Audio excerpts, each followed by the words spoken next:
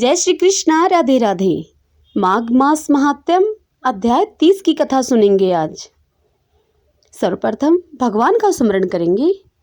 ओम श्री कृष्णाय नमो नमः। ओम नमो भगवते वासुदेवाय। सब बोलिए विष्णु भगवान की जय। आइए अब कथा सुनते हैं। लोमश ऋषि कहने लगे कि हे ब्राह्मण, मैंने पुनीत फल वाले इतिहास को आपके सामने वर्णन किया है। अब तेरे पुत्र और गंधर्व कन्याओं को उचित है कि वे पिशाच योनि से मुक्त होने के लिए मेरे साथ प्रयाग चलें। वहां उन्हें देवताओं को भी दुर्लभ माघ स्नान प्राप्त होगा। वहां स्नान करने पर ये सब इस पिशाच योनि से मुक्ति पाएंगे।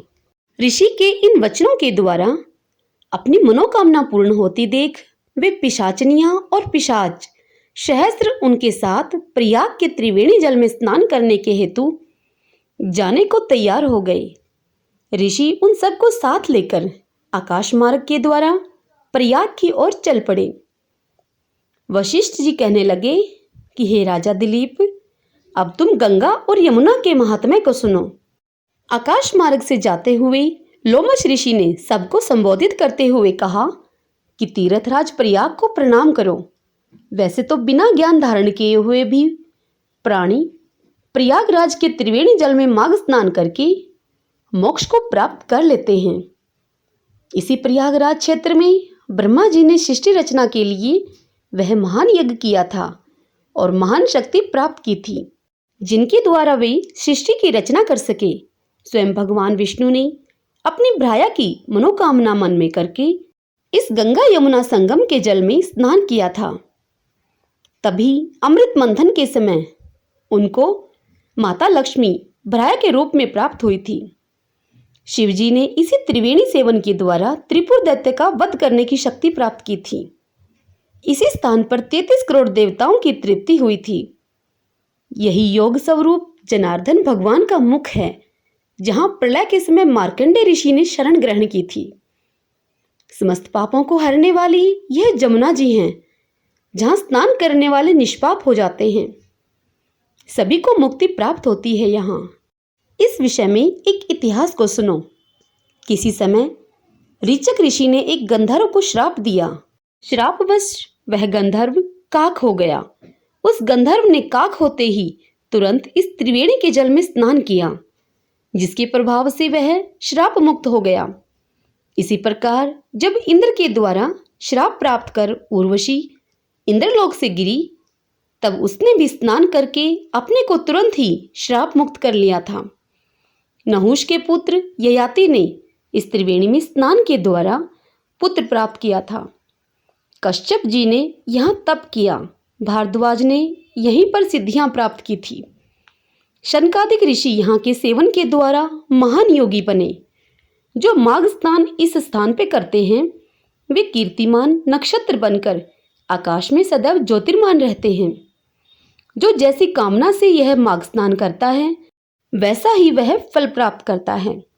अतः अब सब अपने पापों की मुक्ति की कामना करके स्नान करो। इतनी कथा सुनाने के बाद महर्षि वशिष्ठ जी कहने लगे कि हे राजन, लोमश ऋषि के इस प्रकार कहने के पश्चात उन 5 गंधर्व कन्याओं ने तथा उस ब्राह्मण पुत्र आग्नेय ने त्रिवेणी में स्नान किया। स्नान करते ही वे सब उस पिशाच योनि से मुक्त हो गए। वे अपने दिव्य देह को प्राप्त हुए। तब वेदनिधि ने लोमश ऋषि से कहा कि हे मुने, आपकी कृपा से यह सब श्राप मुक्त हो गए हैं। अब आप ही उपदेश दें कि इनको क्या करना चाहिए। लोमश ऋषि वेदनिधि की बात सुनकर कहने लगे कि हे वेदनिधि, तुम्हारा पुत्र विद्या अध्ययन कर चुका है। वह युवा है और यह कन्याएं भी इस पर मोहित हैं। अतः इनका विवाह हो जाना चाहिए। ऋषि के इस प्रकार के वचन मानकर उस ब्राह्मण पुत्र ने उन कन्याओं का वरण कर लिया। उन सब ने लोमश जी को प्रणाम किया और ऋषि उन्हें आशीर्वाद देकर आश्रम को चले गए। हे राजन, इस प्रकार वह ब्रह्मचारी उन 5 गंधर्व कन्याओं को साथ लेकर अपने पिता के साथ घर पर चला गया। जो प्राणी इस पवित्र माघ मास महात्म्य को पढ़ता है और सुनता है, उनकी समस्त पापों से मुक्ति हो जाती है, उनको मनवांछित फल की प्राप्ति होती है और वह बैकुंठ को जाता है।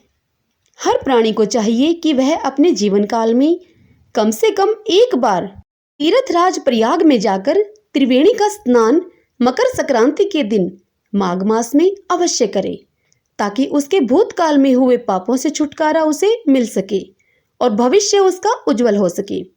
स्नान के पश्चात यथाशक्ति सोना, चांदी, रुपया, अन्न, गुड़, तिल आदि का दान अवश्य करे, तभी स्नान दान का पुण्य फल प्राप्त होता है। हरि ओम तत्सत। इसी के साथ इस माघ मास महात्म्य की कथा यही संपूर्ण होती है। इससे आगे की कथा हम अगले अध्याय में सुनेंगे। सब बोलिए विष्णु भगवान की जय। ओम नमो भगवते वासुदेवाय। ओम श्री कृष्णाय नमो नमः। भगतजनों, माघ मास महात्म्य की यह कथा मेरे द्वारा सुनना आपको कैसा लगा? यदि आपको अच्छा लगा तो कमेंट बॉक्स में ओम नमो भगवते वासुदेवाय अवश्य लिखें और इसी के साथ इस वीडियो को लाइक करें और खूब शेयर करें। जय श्री कृष्णा। राधे राधे।